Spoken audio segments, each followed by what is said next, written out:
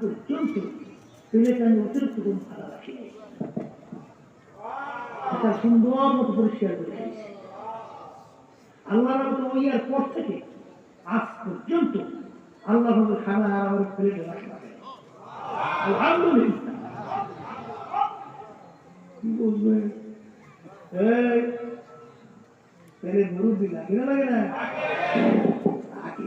আল্লামা Jalaluddin Rumi রহমাতুল্লাহ আলাইহি বলছিলেন, বিশ্ববিখ্যাত আলেম, তিনি বলছিলেন খোদ্দাকুন মাওলানা রুমি নাশর গোলামে শামসুদ্দিন নাশর।